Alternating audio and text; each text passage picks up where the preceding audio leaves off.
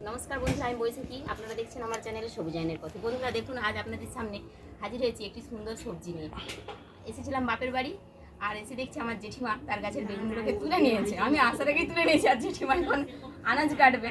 তার হাত থেকে আমি এই যে বেগুনগুলো নিয়ে এসেছি। এটা রেখেছিল ব্যানের জন্য। দেখুন এটা কি বলুন তো, আপনারা কি চিনতে পারছেন? দেখুন এটা একটা বেগুন, দেখেছেন কত বড় বেগুনটা হয়েছে।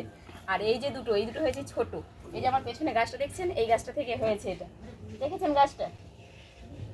এই দেখুন, এটাই প্রথম আমার জেঠিমা লাগিয়েছে এত বড় বেগুন। এবং এই বেগুনের মানে এই জাতটা আমাদের সবাইকে দেবে বলে আমার জেঠিমা কিন্তু ব্যান রেখেছে। অবশ্যই আমরা ওই চারা পাবো এবং সেই চারা নিয়েও যাবো এখান থেকে। জেঠিমা আগে চারা তৈরি করুক, তারপর তো আপনারা আমার বাগানেও দেখতে পাবেন এই বেগুন ফলছে। তবে তার জন্য অনেক অপেক্ষার দরকার। জানি না আপনারা সেই অপেক্ষা করতে পারবেন কিনা, তবে আমি কিন্তু অবশ্যই অপেক্ষা করব এবং ধৈর্য ধরে থাকবো কবে আমার জেঠিমা এই বেগুনটা থেকে বীজ তৈরি করবে এবং সেই বীজটাকে হারভেস্ট করার পর মাটিতে দেবে এবং তা থেকে নতুন চারা গাছ বেরোবে এবং চারাটা শক্তপোক্ত হওয়ার পর তবেই তো আমি চারা নিয়ে যাব এবং নিয়ে গিয়ে আমার বাগানে সেই চারাটাকে লাগিয়ে তা থেকে আবারও বেগুন ফলিয়ে আপনাদেরকে দেখাবো। এভাবেই কিন্তু হয় গাছের বৃদ্ধি। আপনারাও চাইলে আপনাদের পরিবারের সবার কাছ থেকে কিন্তু গাছ এভাবে নিতে পারেন। এভাবে গাছের আদান প্রদান করলেই কিন্তু আপনারা খুব সহজে গাছ করতে পারবেন। তাছাড়া আমরা কি সবাই পারি প্রত্যেকটি জাতের সব কিছু জিনিস কিনতে? না, আমাদের সে অত সামর্থ্য রয়েছে। আমরা যদি চাই, আমরা এইভাবে মানে একে অপরের সঙ্গে গাছের যদি দেওয়া নেওয়া করি, তাহলে আমাদের কাছেও গাছের সংখ্যা বৃদ্ধি পাবে এবং আমরা নতুন নতুন জাতের সব কিছু লাগাতে পারবো নিজেদের কাছে। দেখেছেন বেগুনটার এত সুন্দর রঙ আর এতটাই বড়, মানে কি বলবো, বলার মতন ভাষা নেই। বেগুনটা দেখার পর থেকে আমি সত্যি অবাক। আর আমার জেঠিমাও সবাইকে দেখানোর জন্যই বেগুনটা কিন্তু মানে খায়নি, না খেয়ে রেখেছে।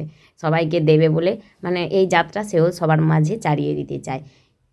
আর আমাদের বাপের বাড়ির একটা নিয়ম আছে, কারো যদি কোনো একটা জিনিস হয় সেই জিনিসটা তারা প্রত্যেকের সঙ্গে ভাগাভাগি করেই নেয় এইভাবে। এটাই আমরা ছোটো থেকে শিখে এসেছি এবং এই শিক্ষাটা আমাদের মনে প্রাণে গেঁথেই রয়েছে যেন। তাই আমরাও সবসময় চেষ্টা করি যে গাছ একে দেওয়া নেওয়ার সব কিছু জিনিসই। দেখবেন আমার বাবা একটা কথা বলতো, ত্যাগের মধ্যেই আসল সুখ লুকিয়ে রয়েছে। আপনি যতটাই ত্যাগ করতে পারবেন ততটাই আপনার কাছে কিন্তু সুখ। ভোগের মধ্যে কিন্তু কোনো সুখ নেই।